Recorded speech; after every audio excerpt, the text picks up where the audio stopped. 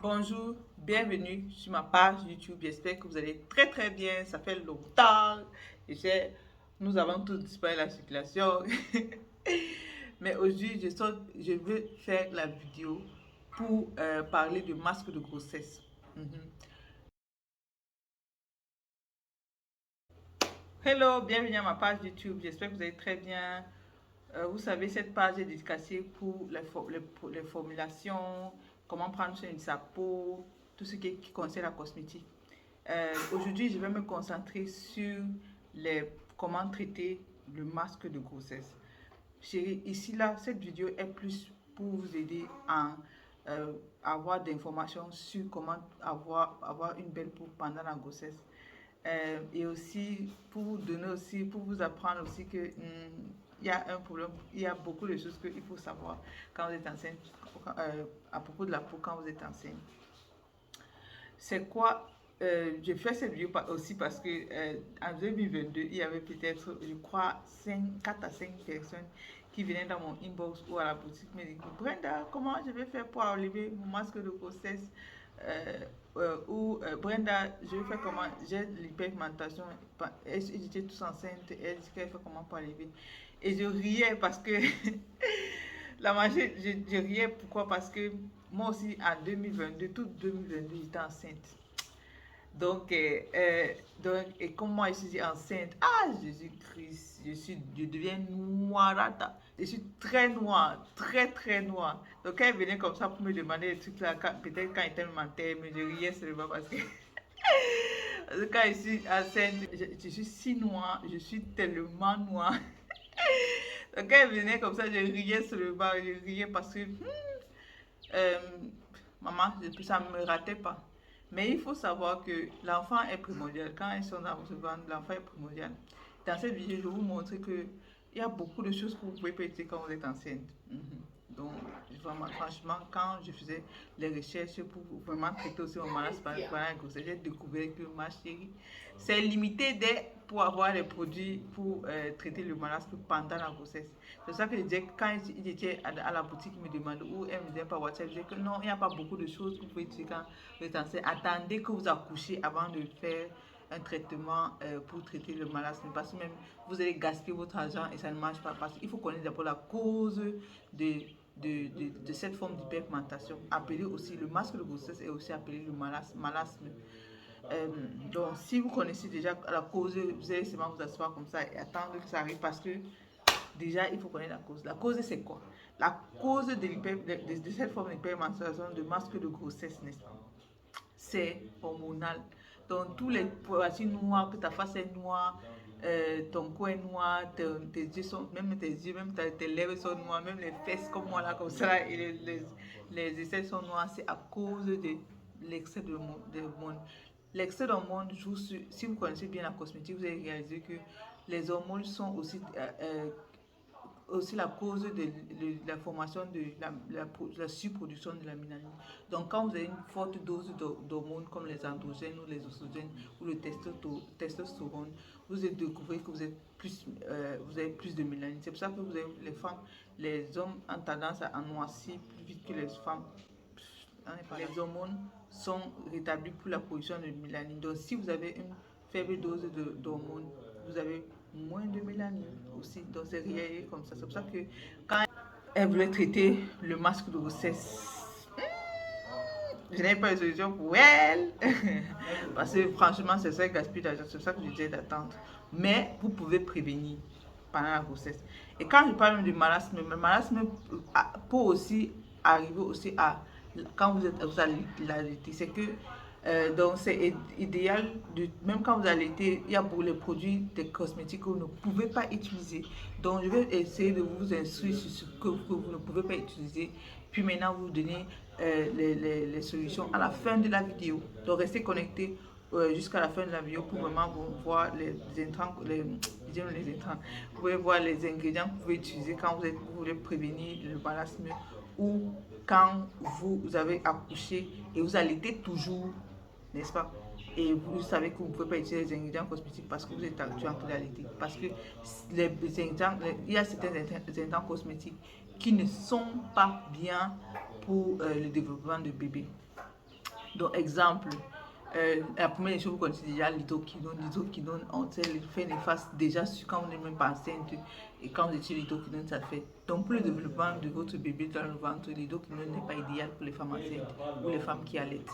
Donc, c'est idéal de ne pas utiliser l'hydroquinone parce que quand ça transpasse le la peau, n'est-ce pas? Ça peut causer le dysfonctionnement de l'enfant et causer des problèmes de, on appelle ça quoi, de maladie à au bébé ou les malformations. Voilà. C'est vrai que c'est juste théoriquement, donc, mais comme on dit déjà que les médecins disent déjà que c'est théoriquement pas bien, pardon, rester en dehors de ça. C'est pour ça que je disais que ma chérie, tu ne peux pas utiliser beaucoup de choses. Donc si, je parle de tokenons parce que si vous achetez un lait de chlore éclaircissant qu'on vend ici au Cameroun, il n'y a pas les boules. Mais ça marche si bien. Ma chérie, et tu ne connais pas les ingrédients qui sont dedans, ma chérie, surtout ceux qui font le blanchiment, évitez pardon, l'enfant est d'abord primordial. Laisse même tes 9 mois, tes 10 mois comme moi, là, comme ça, là, avant de commencer à faire l'allaitement, avant de commencer à faire mettre les caissons sur ta peau. La deuxième chose qui n'est pas bien sur la peau, c'est acide salicylique. Quand vous êtes enceinte, c'est acide salicylique. Acide salicylique est aussi, on dit théoriquement pas bien pour mettre sur la peau parce que quand ça pénètre la surface de la peau, ça se transforme en salicylate. Et salicylate sur la peau n'est pas bien pour le bébé. C'est pour ça qu'on ne peut pas utiliser acide salicylique pendant la grossesse. Et aussi, les mêmes choses pour le printemps. Quand tu mets ça sur ta peau, n'est-ce pas, ça peut aussi se retrouver dans le sein maternel et puis bam. Donc ça peut causer des problèmes. Donc c'est pour ça que vous voyez, même moi qui est formulatrice, je n'arrivais pas à prendre soin d'avoir la peau aussi. Je voulais faire cette duo il y a de cela 3 semaines, quand l'enfant avait 3 semaines. Mais à chaque fois que je faisais cette vidéo, ma chérie, elle pleurait. J'étais boubli à porter. Et quand je reviens sur la vidéo, j'ai oublié les parties où j'étais. Ça me fatiguait. Être humain là, non, c'est pas facile, mon frère. Je comprends maintenant pourquoi les femmes pourquoi les femmes. Il y a certaines femmes qui préfèrent rester à la maison parce que c'est pas facile du tout, du tout. Oh, là. Le troisième point qui n'est pas bien pour la peau. Parce que je parle les produits comme les stéroïdes, parce qu'il y a certaines formulatrices que vous vendez au Cameroun, ou peut-être même si vous faites des produits blanchissants qui mettent les stéroïdes pour donner l'éclat à la peau, aussi donner éclaircir la peau. Et vous voulez l'utiliser pour traiter les peaux. Ce n'est pas bien pour les femmes enceintes. On sait déjà que les stéroïdes, si ce n'est pas ton médecin qui t'a prescrit pour une durée spécifique, on sait bien que si vous voulez utiliser le stéroïde n'est pas idéal pour la peau, c'est déjà très bien. Et on sait, donc celles qui font le blanchiment de peau, qui suivent ma page, faites attention quand vous utilisez les stéroïdes sur la peau parce que ma chérie, même l'hydroquinone n'a pas son classement. Donc évitez, pardon, n'utilisez pas ça pour celles qui font dans l'éclaircissement, dans le blanchiment de peau. Cette page est dédiée pour tout le monde, donc tout le monde a besoin d'informations. Et si peut-être le docteur, sauf le dermatologue, peut-être vous prescrit un stéroïde pour utiliser, et ce n'est même pas pour le marasme. Donc, même les dermatologues vous disent attendez que vous accouchez. Parce que même quand vous allaitez, vous ne pouvez pas utiliser les ingrédients que j'ai cités.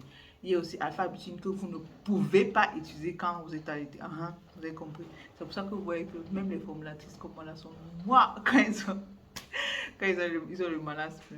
Et encore pire parce que même l'odeur on appelle ça quoi, crème soleil et l'odeur de lotion, je ne voulais même pas entendre de ça. Je ne voulais même pas sentir. Donc, hydroquinone peut utiliser, acide salicylique ne peut pas utiliser,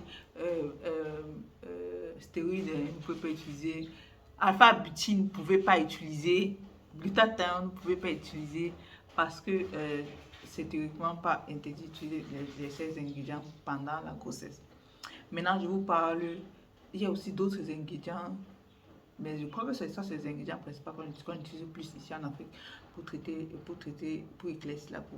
Donc, il y a aussi maintenant pour comment prévenir. Donc, comment prévenir ou réduire l'apparition du marasme pendant la grossesse ou quand vous allaitez. Je vous donne les solutions. Qu'est-ce qu'il faut faire? D'abord, la première des choses, je vous ai toujours dit ça, que la première chose, c'est l'écran solaire. L'écran solaire, c'est le plus important. Et je sais que vous avez tendance à croire que vous prenez l'écran solaire, achetez les écrans solaires en fonction du prix.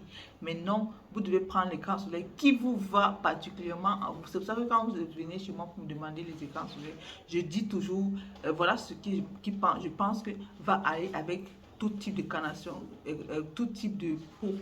Donc, ça ne donne pas les problèmes de peau que tant. Donc, vous choisissez en fonction du budget que vous avez. Et si ça va avec vous, voilà. Si ça ne va pas avec vous, vous essayez de changer. Donc, l'écran solaire, c'est primordial.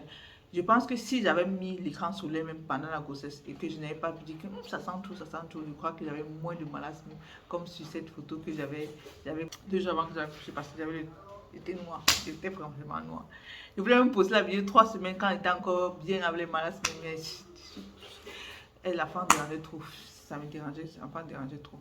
Donc après, quand vous avez fait, vous avez les crèmes solaires, même quand vous accouchez, vous avez fini d'accoucher, il faut allaiter, les crèmes solaires idéales. Bon, c'est comme ça que vous voyez comme ça mon peau encore de revenir. Je sais que je ne suis pas encore arrivée au niveau sur ma peau avant la grossesse, mais je vois que ça que du parchi. Dans la routine, si je vous donne ça, et je vais aussi faire une vidéo sur ma routine que je fais pour vraiment enlever le marasme pendant que j'allais, parce que je sais que je ne peux pas utiliser les éclaircissants que j'ai cités, que alpha-butine ou glutathione ou je peux dire quoi, les autres que j'ai cités avant, assis ça ici pour enlever les boutons que j'ai souvent ici là. Donc c'est pour ça que j'utilise cette manière préventive là. Il y a aussi les HA que vous pouvez utiliser quand vous êtes enceinte. Exemple, acide lactique, acide glycolique. Même comme je dis toujours que même comme glycolique, je n'aime pas trop sur les gens qui sont en équateur parce que les particules sont petites, que ça brûle franchement la peau. Donc quand vous mettez là le soir, vous le mettez, puis bam, vous sortez, ça boule la peau. Il y a aussi de malique, acide mandalique, acide tartarique. Donc, si vous avez des intrants cosmétiques, vous avez des intrants cosmétiques et vous avez les ingrédients, vous voyez ça, c'est très bien pour traiter le marasme en ce moment-là.